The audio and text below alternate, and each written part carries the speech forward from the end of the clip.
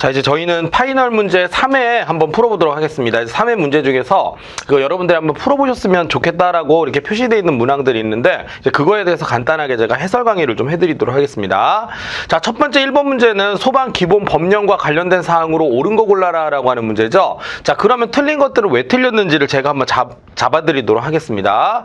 자, 소방 대상물의 관계인 소관점이죠. 자, 일단은 점유자까지는 맞는데 시공자는 상관이 없고 관계인입니다. 관계인. 그래서 관계인이 죄송합니다. 관계인이 아니라 관리인이죠, 관리인. 소관점이라 그래서 우리가 지금 이제 따지고 있는 게 그러니까 관리인이죠. 그래서 관리인일, 관리자라고 하죠. 관리자가 일단 들어가는 것이고요. 그래서 소유자, 관리자 또는 점유자 이렇게 해서 시공자는 해당 사항이 없습니다. 그래서 소관점 이렇게 해가지고 여러분들이 외워주시면 될 것 같고요. 자, 그다음에 항상 제가 말씀드리지만 이제 선박에 관해서는 항해중인 선박이 아니라 항해중인 선박은 소방 대상물이 포함되지 않아요. 그래서 소방 대상물이 되기 위해서는 항구에 메어둔 선박이라고 법에 규정이 되어 있습니다. 그래서 항구에 메어둔 선박이라고 우리가 외워야 되겠죠.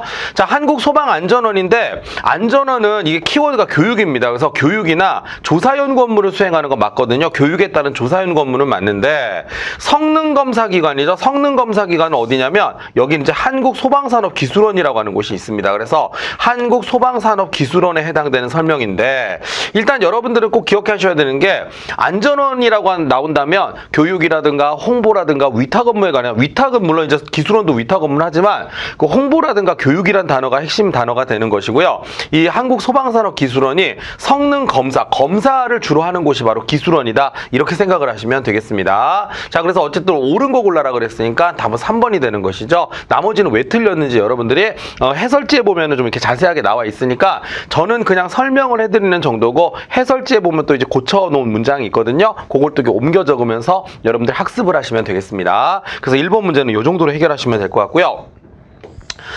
여러분들이 좀 약한 문장 중에 하나가 이제 벌금 문장이에요. 자, 벌금인데 이 소방기본법에서 벌칙사항 중에 제일 많이 나오는 게 이 100만 원 이하의 벌금이거든요. 그 100만 원 이하의 벌금은 제가 본 수업 시간에 이렇게 문자를 따가지고 외우는 방법을 알려드렸어요. 그래서 일단은 피백. 자, 피백이라고 하는 건 이제 피난명령 위반 100만 원 이하의 벌금을 얘기하는 거고요.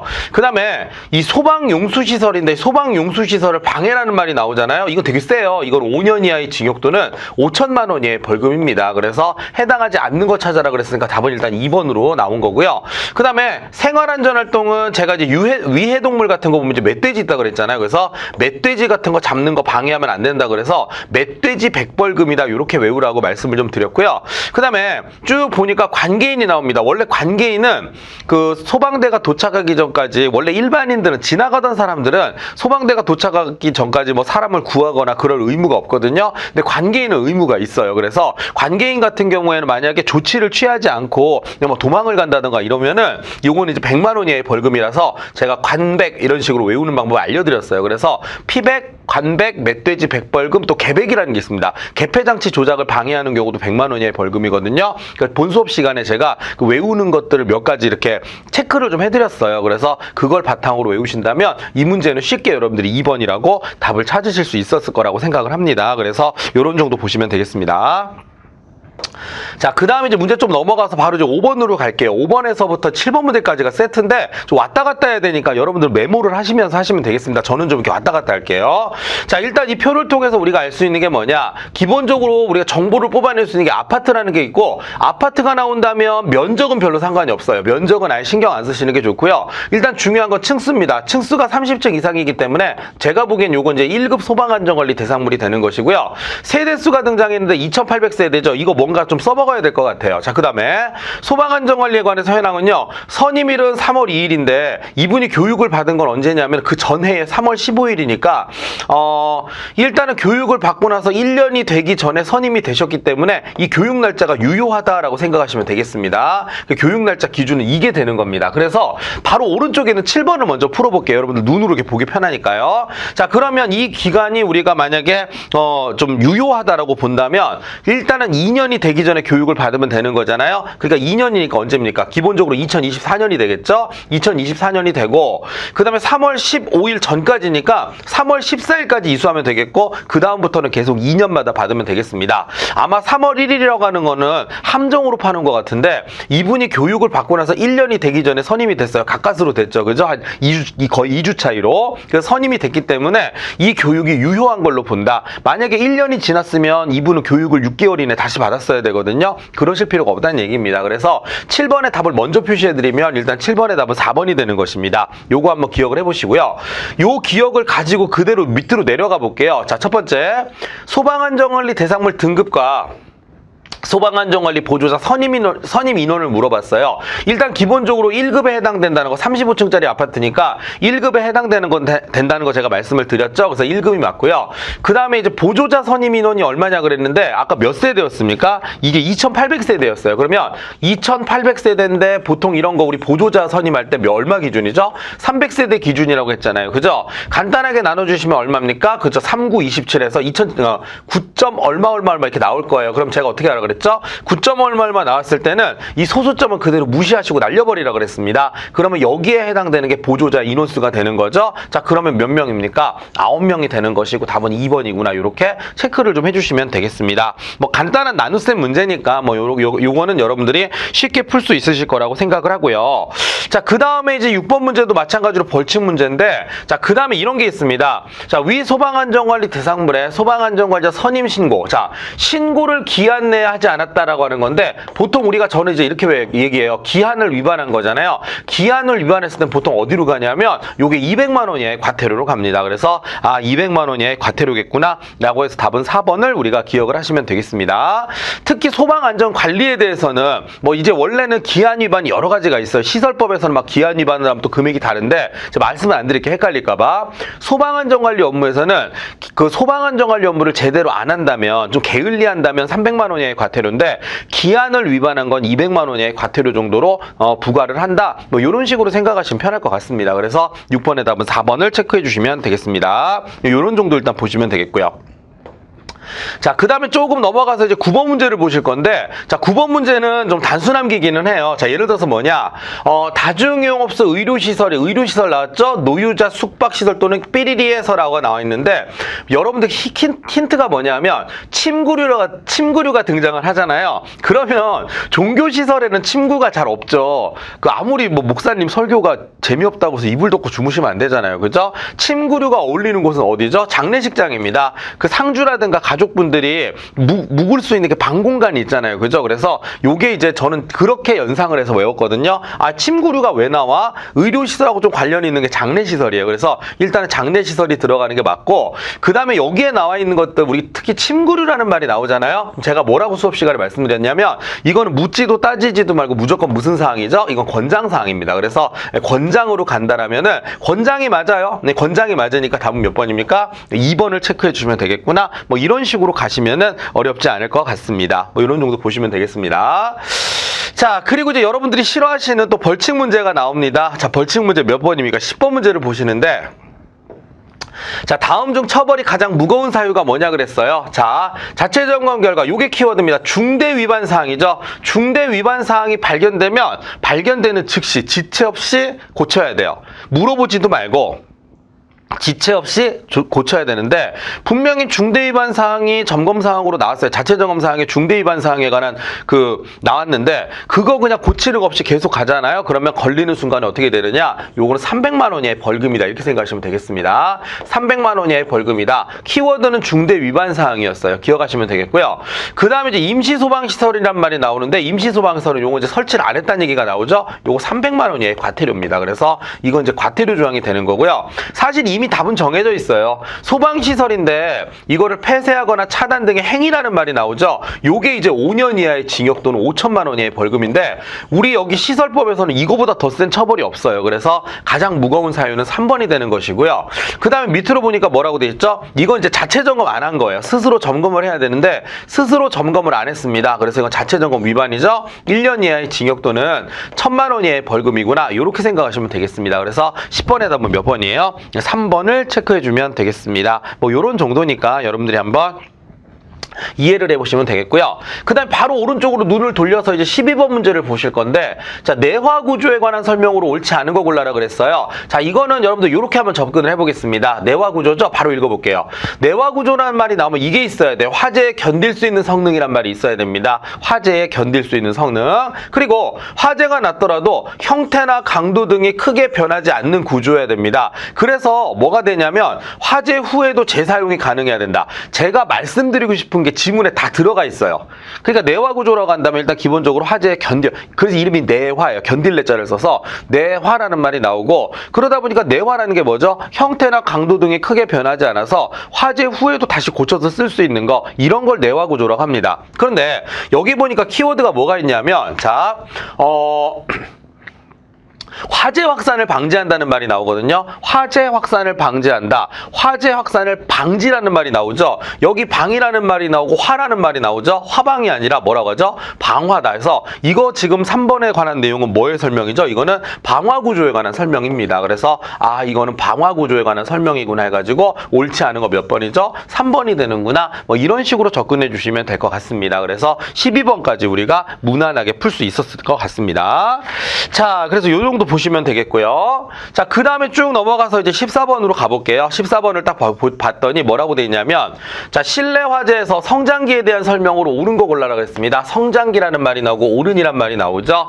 자, 성장기입니다.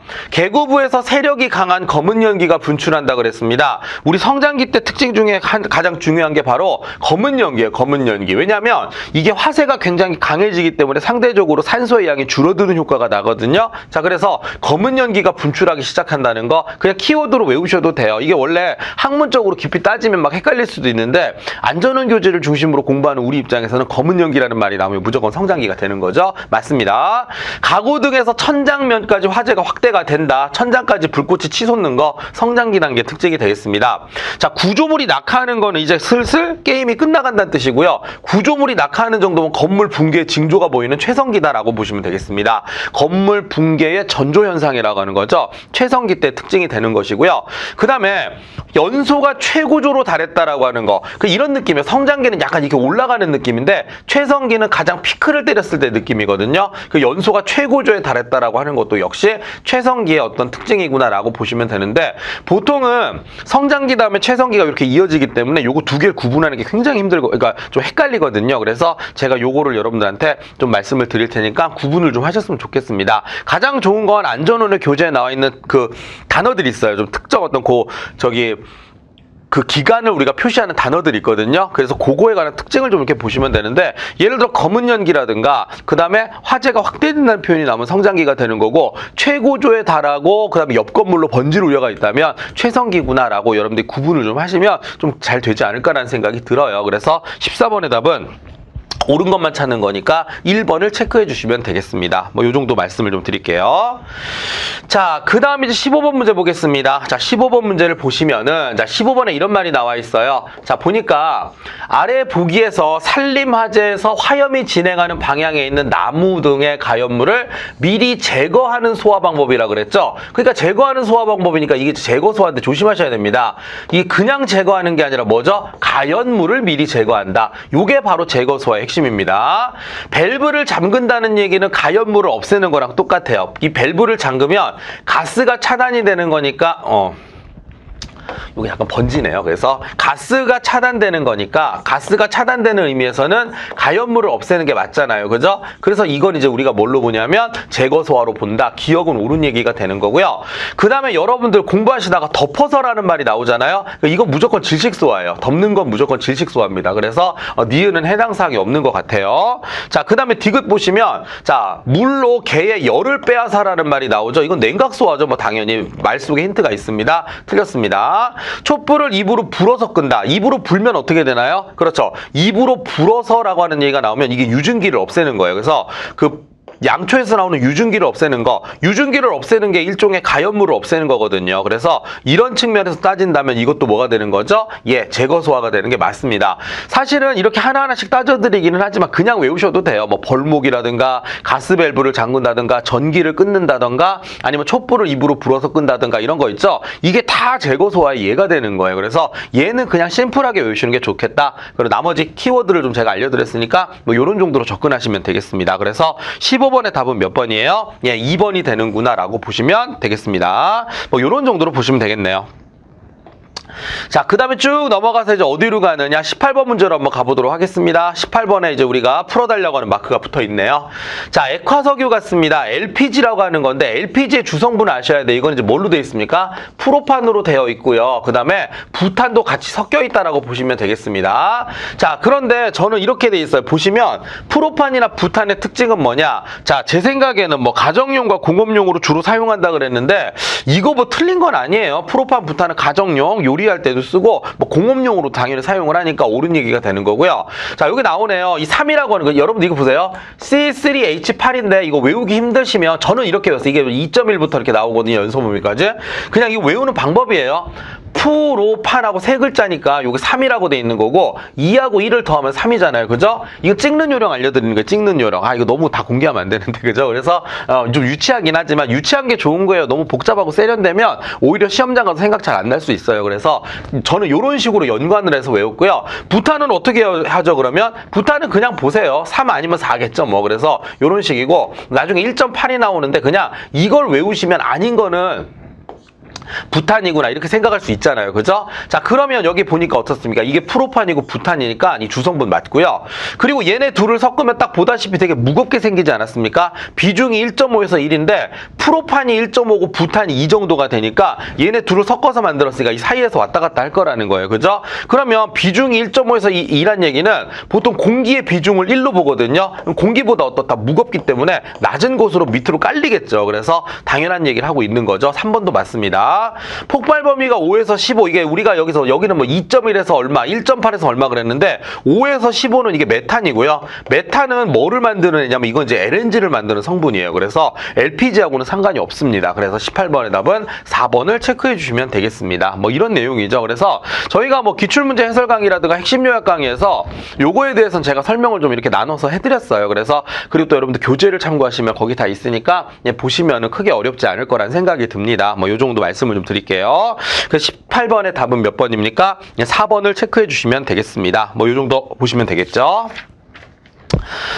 자, 그 다음에 이제 21번입니다. 21번으로 가시면, 자, 21번이 스프링클러 설치 대상이 나오는데, 이것도 아마 여러분들 스트레스 많이 받으실 겁니다. 뭐, 제가 이게 수업 시간을 한번 싹 정리를 해드렸어요. 그래서, 뭐 정리를 해서 풀어도 되는데, 우리가 요거 이제 파이널 문제풀이는 어느 정도 숙지가 돼 있다는 전제에서 제가 풀어드리는 거니까, 그냥 바로바로 제가 틀린 것만 확인해 보도록 하겠습니다. 자, 층수가 5층 안 되죠. 이거 6층 이상이어야 됩니다. 스프링클러는 6층 이상이어야 되기 때문에 해당 사항 없고요. 그러면 답 벌써 나왔네요. 1번 나왔습니다. 수용 인원은 여러분들 200명이라 그랬잖아요. 영화 상영관 같은 거 같으면 그냥 수용 인원은 여러분들 물류터미널을 제외하고 물류터미널이나 판매 운수시설을 제외하고는 무조건 100명 이상이에요. 아니 아예 그냥 여러분들 공부하시다가 수용 인원이란 말이 나오잖아요. 수용 인원이란 말이 나오면 그냥 무조건 100명 이상으로 외우셔도 됩니다. 그래서 200명이니까 해당 사항 있어요. 이거는 스프링클러 설치하는 게 맞고요. 지하가는 이것도 고정이에요. 무조건 연면적 1000제곱미터 이상이거든요. 지하가라는 말이 나오면 이게 뭐 예를 들어 지하가는 무선통신 보조 설비가 됐건 뭐가 됐건 간에 무조건 연면적 1000제곱미터 이상이에요. 맞습니다. 그래서 재연설비도 그렇고요. 그래서 3번도 옳은 얘기가 되는 거고 조산원 산후조리원은 얘가 600제곱미터 이상이거든요. 각종 병원유가 600제곱미터 이상인데 600제곱미터 이상이니까 700제곱미터면 어떻게 합니까? 스프링클러 설치하는 게 맞아요. 그래서 21번에 답은 1번을 체크해 주면 되겠습니다. 우리가 다시 한번 스프링클러 설치 기준에 대해서 공부를 해보는 문제였는데 요거 여러분들 복잡하시더라도 정리해 놓은 거 다시 읽어보시고 풀어보시면 아마 쉽게 풀 수 있을 거란 생각이 듭니다. 오늘 뭐 제가 문제풀이 시간에 이거를 완전 자세하게 다 길게 적어드릴 수는 없어요. 그래서 나중에 핵심 요약 강의를 참고하시면 뭐 거기서 좀 더 자세하게 보실 수 있을 것입니다. 21번의 답은 1번이죠. 좋습니다. 뭐 근데 나는 외웠는데 하시는 분들은 그냥 그대로 가셔도 돼요. 뭐 꼭 그렇게 강의를 다 들으란 얘기는 아니지만 제가 그 강의로 또 설명해 놓은 게 있는데 너무 길어요, 내용이. 그래서 여기서는 제가 답만 확인해 드리겠습니다. 자, 알맞게 연결된 거 찾아 그랬습니다. 이건 생명과 직결된 문제인데 나트륨이나 칼륨 같은 금속 화재는 아무것도 안 돼요. 여기 뭐 소화기가 됐고 뭐가 됐고 아무것도 안 돼요. 실제로 이런 금속 화재는 그냥 꺼질 때까지 놔두는 게 제일 좋아요, 사실은. 그런데 혹시나 만약에 소량이다라고 한다면 마른 모래라든가 아니면 팽창질석이나 팽창진주암 같은 것들을 사용을 합니다. 그래서 마른 모래, 팽창질석, 팽창진주암이니까 어쨌든 분말 소화기는 안 된다는 얘기죠. 오히려 뿌리면 화재가 더 확대가 돼 버립니다. 안 돼요. 자, 그다음 두 번째, 유류화재입니다. 유류화재는 이산화탄소 소화기를 쓴다. 괜찮아요. 좋습니다. 이산화탄소 자체가 질식 효과가 있기 때문에 질식 소화 작용으로 유류화재라든가 전기화재를 끌 수가 있습니다. 그래서 유류화재는 이산화탄소 소화기 괜찮습니다. 자, 동식물류화재는 할론 소화기를 쓰는 게 아니라 동식물류는 우리가 식용유 같은 거 얘기하는데 이게 K급 화재용 분말 소화기가 따로 있습니다. K급 화재용 소화기가 따로 있기 때문에 요즘에는 이거를 쓰는 걸 권하고 있죠. 일반적인 뭐 할론 소화기 같은 걸로는 잘 안 꺼져요, 얘가. 그래서 K급 화재용 분말 소화기가 비누화 반응 같은 걸 이용해서 끄기 때문에 요게 훨씬 좋다고 생각을 하시면 되겠고요. 그 다음에 이게 나무, 섬유, 종이는 일반 화재잖아요. 이산화탄소 소화기는 유류화재는 좋거든요. 그러니까 이산화탄소 소화기는 B급이라든가 C급 화재는 적용성이 좋은데 A급 화재를 못 끈다는 게 아니라 적용성이 떨어집니다. 그러니까 못 끈다는 게 아니라 적용성이 떨어진다. 그러니까 이산화탄소 소화기 같은 걸로 A급 화재 끌려면 밀폐시켜놓고 계속 써야 되거든요. 시간도 되게 오래 걸릴 뿐만 아니라 잘 못 꺼요. 그래서 실제로 현장에서는 잘 쓰지는 않습니다. 그래서 이런 식으로 우리가 기억을 하신다면 22번의 답은 2번 우리가 쉽게 체크할 수 있을 거라고 생각을 합니다. 그래서 이 정도 보시면 되겠습니다.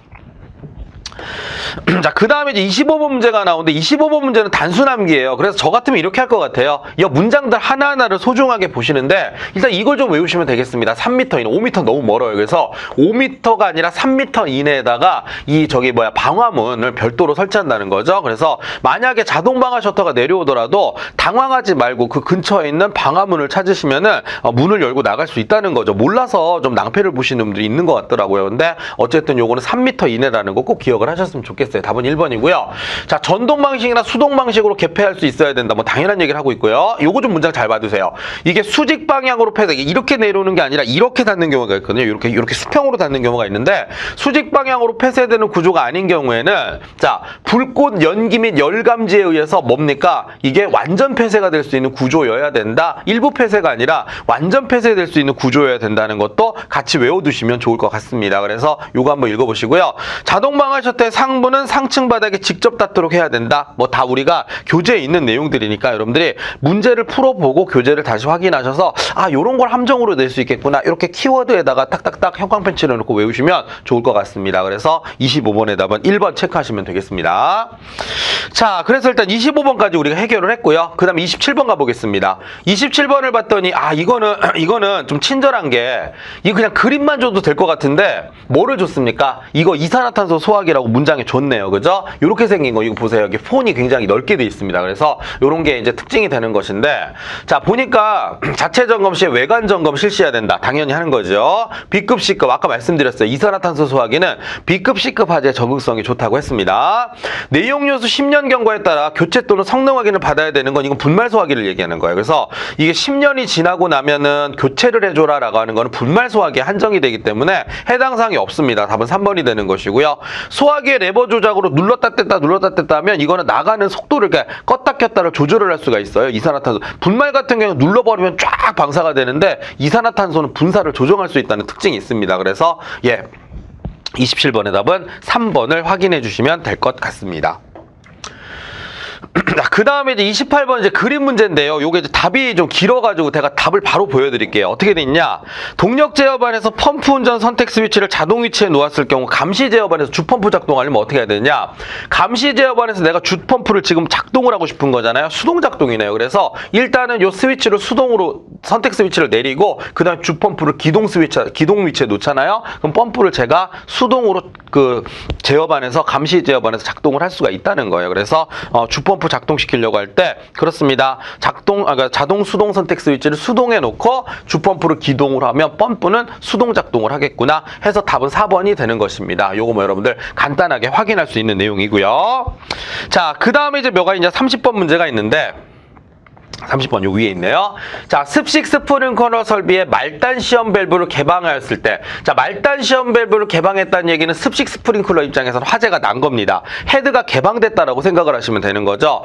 헤드가 개방됐으니까 화재 표시 등 점등하는지 봐야 되고요. 그 다음에 해당 구역에 이제 불이 났으니까 해당 구역에 밸브 개방 표시 등 점등하는지 확인하셔야 되고요. 방호 구역 경보 울리는지 안 울리는지 봐야 되고요. 솔레노이드 밸브 개방 여부를 보고 싶은데 습식에는 솔레노이드 밸브가 없는데 어떻게 개방 여부를 보겠어요. 솔레노이드 밸브는 어디부터 등장하는 거죠? 이건 준비작동식에 등장하는 거니까 만약에 준비작동식에서 우리가 이 점검을 한다면은 그때는 우리가 확인을 하겠지만 이 솔레노이드 밸브 자체가 틀렸어요. 저는 어떻게 문제 풀었냐면 습식 나오는 순간에 솔레노이드 밸브 무조건 틀리는 거예요. 이건 볼 필요도 없어요. 그래서 답은 4번 우리가 체크를 해주시면 되겠습니다. 뭐 이런 정도로 보시면 되겠네요. 좋습니다.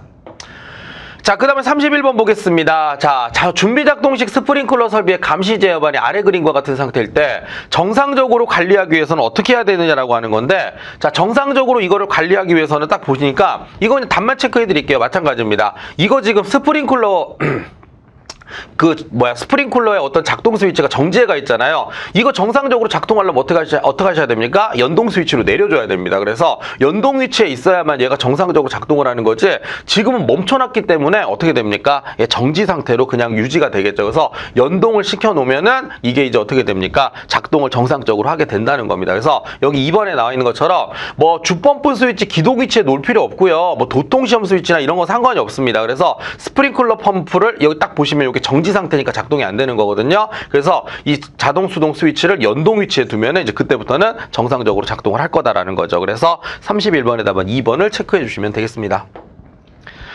자, 그 다음에 33번 보겠습니다. 33번 보시면은 마찬가지입니다. 자, 자체 점검 중에 AB 감지기를 작동을 시켰는데 솔레노이드 밸브가 작동을 안 했다. 이거를 정상적으로 작동하기 위해서는 어떻게 해야 되느냐라고 하는 건데, 자, 그럼 뭐가 문제인지 한번 ABCD를 보도록 하겠습니다. 회로 스위치랑은 상관없고요. 뭐 작동하는 거랑 상관없습니다. 자, 그리고 나서 보니까 이제 B 스위치인데, 지금 얘가 어떻게 돼 있는 거냐면은, 자, 이렇게 돼 있죠. 이거를 수동으로 지금 해놓고 나서 수동으로 작동을 했는데 얘가 지금 작동이 안 되게끔 이제 돼 있는 거잖아요. 그래서 C 같은 데 보니까 수동으로 올려놓고 지금 어떻게 돼 있습니까? 그렇죠. 정상적으로 AB 감지기를 작동이 시켰는데 작동이 안 되는 거니까 얘는 그냥 어떻게 해놓으면 되죠? 연동 스위치에 놔야 되겠네요. 감지기가 울리게 됐을 때 솔레노이드 밸브가 작동을 해야 되니까 이거를 연동 스위치에 놔야지만 이게 정상적으로 작동을 하겠다. 왜냐하면 이게 지금 감지기가 작동했을 때 얘가 제대로 작동이 안 됐다는 얘기지, 내가 이걸 수동으로 작동해라 그걸 얘기하는 게 아니잖아요. 그죠? 그래서 뭐 회로 스위치는 전혀 상관없고요. 그 다음에 기동 스위치를 누른다고 했는데 기동 스위치를 눌러버리면 이거 수동으로 작동하는 거잖아요. 그죠? 근데 지금 우리는 보고 싶은 게 뭐냐면 이렇게 감지기가 작동을 했을 때 얘가 왜 작동을 안 하지? 이걸 보고 싶은 거잖아요. 그럼 당연히 연동 위치에도 놔야 되겠죠. 그래서 답은 2번이 되는 것이고요. 복구 스위치 상관없습니다. 그래서 이 문제의 취지를 좀 봐야 될 것 같아요. 그냥 뭐 작동시켜라 그게 아니라 AB 감지기를 작동시켰는데 왜 솔레노이드 밸브가 작동이 안 되지? 연동이 안 돼 있으니까 그런 거죠. 그래서 요거는 답은 2번을 체크해 주시면 되겠습니다. 뭐 이런 정도 보시면 되겠고요. 그 다음에 34번은 요게 완전히 단순함기 문제 같아요. 단순함기라서 여러분 아마 교재에 있는 내용 우리 저기 해설을 보셔도 상관없는데, 스프링클러 설비 감시 제어반 점검 사항으로 옳은 거 물어봤습니다. 자, 감시 제어반에서 해야 되는 거 이제 주로 뭐를 보는 거냐면, 이제 뭐 감시 제어반에서 보는 거 거기 지금 답은 일단 4번이에요. 답은 보시면 펌프별로 자동 수동의 전환 스위치가 정상으로 작동하느냐, 자동 수동 이렇게 바꿔가면서 우리가 감시 제어반에서 확인할 수 있고요. 그 다음에 보통 이제 감시 제어반에서 많이 하는 게 뭐냐면은, 만약에 펌프 작동 여부를 확인하는 거예요. 펌프 작동 여부 확인하면서 이 표시등이라든가 음향경보 장치 같은 게 제대로 작동을 하느냐. 그래서 어떤 느낌이냐면 뭐 표시등이나 음향 장치 같은 게 제대로 작동하는 건데, 뭐에 해당되는 거냐면 이게 펌프가 작동을 했을 때, 그러니까 펌프에 관한 걸 주로 이제 우리가 감시를 하는 게 감시 제어반인 거죠. 그래서 소위 말해가지고 펌프 작동 작동 여부 확인하는 표시등이나 음향장치가 제대로 작동을 했느냐 이런 거고, 그 다음에 뭐 여러 가지 표시등 같은 거 있죠. 그런 것들을 우리가 이제 감시제어만에 점검하는 건데, 뭐 유수검지 장치, 시험장치의 설치 적정 이런 건 이제 감시제어만에서 보는 건 아니고요. 유수검지에 따른 음향장치 작동 가능 여부 뭐 따로 그런 건 없습니다. 그래서 그리고 화재 감지기 감지나 기동용 수압개폐 장치 작동에 따른 펌프 기동 확인, 그런데 요런 거를 우리가 감시제어만에서 보는 게 아니라 이걸 보는 거죠. 펌프별로 이 정상 작동 여부를 보는 건데, 이거는 솔직히 그냥 단순 암기인 것 같아요. 그래서 여러분들 교재로 이렇게 보시면서 우리 눈에 이렇게 읽는 내용을 가지고 문제를 좀 풀어보시면 되겠습니다. 34번에다 4번 말씀을 좀 드리도록 하겠습니다. 자, 그 다음에 36번인데, 뭐 4번 같은 거 제가 뭐 풀어드리긴 좀 그래요. 책에 있는 거 참고하세요 정도 말씀드리고, 풀어드린다라고 하는 거 이제 36번 같은 거죠. 좀 어렵습니다, 이거는. 자, 일단은 뭐냐면 요거 이제 기준, 바닥 면적이 되는 거고요. 자, 내화 구조인데, 이거 외우는 패턴이 있습니다. 어떻게 하느냐? 저 이렇게 했습니다. 내, 기. 이렇게 하고요. 그 내, 기 해서 내화 구조냐, 기타 구조냐, 그걸로 나누는 거죠. 자, 그리고 이게 4에서 8m냐, 4m 미만이냐 그 얘기인데, 3m니까 얘는 4m 미만에 해당되는 거죠. 우리가 외운 표 중에서 위, 아래 중에 위쪽을 해당되는 거예요. 위쪽에 면적 넓은 거 있잖아요. 그죠? 자, 거기에 해당되는 거라고 보시면 되겠고, 그 다음에 차동식이나 보상식은 같은 거고 정온식은 좀 따로 떨어져 있는 거거든요. 근데 차동식만 보니까 정말 다행인 것 같아요. 차동식 2종이라 그랬죠? 1, 2 이렇게 나눠졌습니다. 숫자는요 90, 70, 50, 40이 되는 거예요. 자, 그러면 우리가 이제 원하는 모든 기준을 다 만족시키는 게 어떻게 되느냐? 자, 4m 미만이고 쭉 본데 차동식 2종이라고 해서 이거 말하는 거네, 이거. 그래서 기준 면적이 얼마? 70제곱미터가 되는 겁니다. 요거는 여러분들 표를 보시고, 이것도 제가 본 수업 시간에 설명을 드렸어요. 그래서 9776 뭐 이런 식으로 5443 이렇게 가는 게 있거든요. 그리고 이제 밑으로 내려갈 때 4에서 8m라면 그 90하고 70을 2로 나눠서 45, 35. 2로 나눈 수에 5를 더해서 30, 그 다음에 뭐 25 이런 식으로 좀 약간 복잡하긴 한데 제가 외우는 방법은 알려드린 게 있습니다. 그래서 그런 식으로 나눠주는데 다 외울 필요는 없고 여기서 문제 나온 것만 우리가 적어드린다면 차동식, 보상식이 같은 방식을 쓰거든요. 같은 기준이거든요. 1종, 2종 나눴다면 70이 된다. 그럼 요걸 이제 70으로 나눠주는 거죠. 기준으로 나눠준다면 약분돼서 얼마입니까? 감지기 3개만 설치하면 되는구나 해서 답은 3번 이렇게 체크해 주시면 되겠습니다. 이거 표는요, 공부하신 분들 같으면 제가 무슨 표를 설명하는지 아마 아실 거예요. 그래서 요 표는 좀 어렵지만 여러분들이 대략 그 얼개라도 좀 알고 계시면 좋겠다 말씀드리도록 하겠습니다. 자, 그 다음에 37번입니다. 뭐 다 설명드리기 시간이 좀 촉박한 게 안타깝긴 하지만 뭐 적당하게 왜 많은 문제를 풀어드려야 되니까요. 뭐 한두 개 풀어도 끝날 게 아니니까요. 자, 이제 점검 한번 보도록 하겠습니다. 여기 단선 됐네요. 여기 이제 단선이라는 게 포인트고요. 그 보통 여러분들 음량의 크기는 항상 누구 기준이야? 90dB 이상이어야 되거든요. 90dB 이상인데 80dB니까 얘는 문제가 있다는 거예요, 지금. 그래서 2층을 제외하고는 문제가 하나씩 있네요. 보겠습니다. 지하 1층 수신기의 전압은 정상이다 그랬는데 전압이 0V인데 정상일 리가 없죠. 그래서 이게 지금 단선이 돼 있다라고 하는 거죠. 단선이 돼 있는 거니까 정상 아니다 이런 얘기고요. 1, 2층 수신기의 음향장치의 음량 크기는 정상이다. 지금 2층이 문제가 있죠. 1층이 문제가 있죠. 1층은 정상이 아니다. 2층 수신기 전압 불량이다. 이거 전압의 기준이 4에서 8V거든요. 4에서 8V 사이에 들어가면 되는데 보니까 불량 아닌데요. 문제 없는 것 같아요. 그래서 3번도 해당 사항 없고요. 지하 1층 수신기 단선이 돼서 그렇지 음향장치 전기만 들어간다면 100dB인데 90dB 이상이니까 정상인 것 같아요. 그죠? 정상 맞네요. 그래서 답은 4번이 되는구나. 이렇게 우리가 체크를 해주면 되겠습니다. 뭐 이런 거 여러분들 확인하시면 되겠고요. 그 다음 38번은 뭐가 문제냐라고 돼 있는데 그림이 되게 기네요. 연면적 3,500제곱미터인 특정 소방대성물 1층에 설치된 아래 수신기 상태를 보고 파악할 수 있는 내용으로 옳은 게 뭐냐 그랬습니다. 옳은 거 찾아라 그랬는데 일단은 그림을 딱 보니까 4층 발신기가 동작했다 그랬죠. 보니까 어때요? 4층에 지금 발신기가 동작을 했는지 이렇게 보는데 일단은 여기 지금 화재 표시 등에 불이 들어왔는데 제 생각인데 이거 발신기가 동작을 했는지 아니면 감지기가 작동을 했는지 이걸 봐서 몰라요. 감지기가 작동을 한 건지 감지기야? 발신기야? 이거 모른다는 얘기예요. 그래서 그렇게 우리가 단정 지을 수는 없다라고 하는 겁니다. 지금 이 수신반을 봐서는 그렇다는 얘기죠. 모든 층에 지구 경종 울리고 있다는데 지금 지구 경종 뭐죠? 지구 경종 정지 버튼이 눌러져 있는 상태예요. 그래서 이 경종이 울리지 않습니다. 지금 현재로는 지구 경종 이게 이 스위치를 눌러놨다는 얘기는 이게 정지 스위치 스위치라고 생각하시면 돼요. 그래서 이걸 눌러놓은 상태에서는 작동이 안 되고 있는 중인 거죠. 자, 4층과 5층에서만 지구 경종 안 울린다니까요. 지금 여기는 다 멈춰 있는 상태입니다. 자, 지구 경종 버튼만 정상적으로 이거 만들잖아요. 그러면 이 스위치 표시 등에 불이 들어오는 건 뭔가 지금 스위치가 잘못 눌려져 있다는 얘기거든요. 이것만 원 상태로 복구하면 정상 상태로 돌아간다는 얘기입니다. 그래서 자, 지구 경종 버튼만 정상으로 만들면 스위치 주의등은 표시가 소등이 되겠구나라는 거 우리가 느낄 수가 있을 거라는 생각이 듭니다. 그래서 그런 정도 한번 체크하시면 어쨌든 1번, 2번, 3번은요 틀렸어요. 특히 이거 1번은 아무리 찾아봐도 이게 발신기인지 발신기에 불이 들어온 건지 감지기에 불이 들어온 건지 여기서 판단할 수는 없어요. 그래서 뭐 그렇게 일단 여러분들이 생각을 하셔도 될 것 같습니다. 그래서 뭐 그렇게 보시면 되겠고요. 자, 그런 정도 체크하면 되겠습니다. 자, 그래서 38번까지 풀었고요. 자, 그 다음에 이제 여러분들 풀어드리는 문제가 몇 번이냐면 쭉 건너뛰네요. 47번입니다. 47번 보겠습니다. 중간중간에 여러분들 제가 안 풀어드리고 넘어가는 거는 다른 회차에서 풀이가 된 것도 있어요. 유사한 문제가 풀이가 된 거기 때문에 나머지는 해설지 보면서 여러분들 참고를 하셔도 될 것 같습니다. 자, 47번 보겠습니다. 47번을 딱 봤더니 뭐라고 돼 있습니까? 그렇죠. 47번. 소방서장은 소방안전관리 대상물의 관계인으로 하여금 합동소방훈련이란 말이 나오는데 합동소방훈련은 어디에서 실시하냐? 특급이나 1급에 대해서 실시하거든요. 그런데 대상에 해당되지 않는 거 찾아라 그랬으니까 2급 있으면 무조건 제끼면 되겠네요. 그죠? 보겠습니다.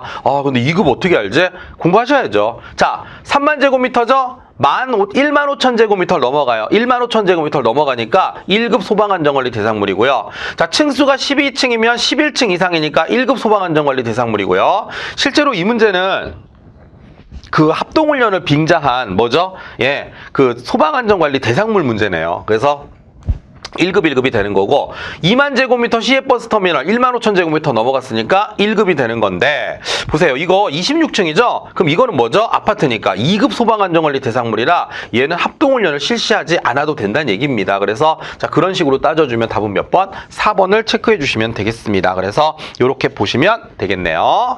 자, 이렇게 해가지고 조금 제가 빠른 템포로 숨가쁘게 뭐 단순함기가 필요한 거 솔직히 제가 좀 난감할 때가 있어요. 교재 보고 그냥 확인하시면 되는데 와, 이걸 어떻게 설명하지? 라고 하는 것들도 있어서 그런 건 그냥 여러분들이 단순함게 하셔도 괜찮습니다. 외울 수 있으시면 푸는 거고 못 외우겠다 싶어도 한두 개 정도는 뭐 우리가 애교로 봐줄 수 있으니까요. 그래서 이런 식으로 좀 지혜롭게 여러분들이 조절하시고 대신에 저런 식으로 풀 수 있는 것들 있잖아요. 그런 거 놓치지 않고 다 푸실 수 있었으면 좋겠습니다. 그래서 요걸 보시고 여러분들 문제 푸시는 데 도움이 됐으면 좋겠습니다. 3회 문제풀이는 요 정도 선에서 마무리하고 4회, 5회에서 또 여러분들 뵙도록 하겠습니다. 수고하셨습니다.